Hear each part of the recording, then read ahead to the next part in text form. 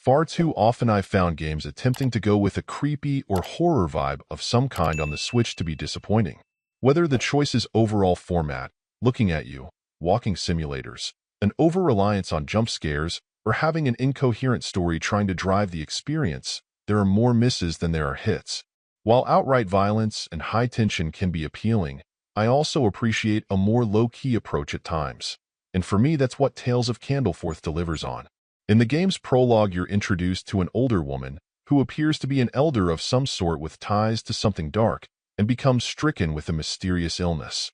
Before she's able to escape from whatever it is that has come for her, she's taken, then leaving you to work as her granddaughter, who appears to have inherited her grandmother's connection and is determined to understand what has happened and perhaps still save her grandmother.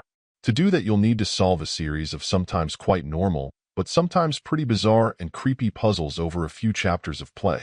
While there were definitely times I felt stuck, once even to the point where I decided to hit a walkthrough to understand what details I'd been missing, I was actually most impressed by the game's diverse and unusual puzzles. There are absolutely some details you'll need to be careful to see, to drive you to some assumptions about what to do, but once I got through Chapter 1 I did feel more confident that I was on the same wavelength as the game finally, and most everything began to make sense. Mixing together elaborate patterns, music, the use of symbols that will be revealed slowly, and a fair amount of being sure to search everything around you. I typically found these brain teasers pretty engrossing.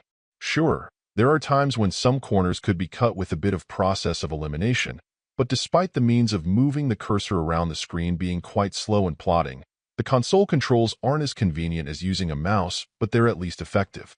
I'm not so sure I'd go with any implication that Tales from Candleforth delivers actual horror so much as some grim and dark themes, as well as some very creepy moments and imagery. Overall, I'd say the sense of mystery was more on my mind.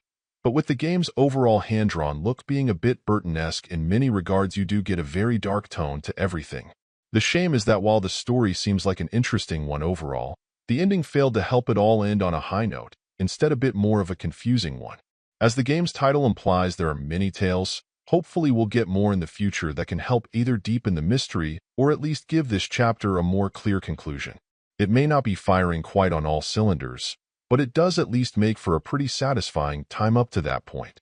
Overall, my final score for the game ended up being an 8.1. And if you're interested in picking it up, it's currently available on the Switch eShop for $11.99. Thank you for taking the time to listen to this review. And if you'd like more information or ideas of indie games worth checking out on Switch, be sure to click on the link provided in the description. Until next time.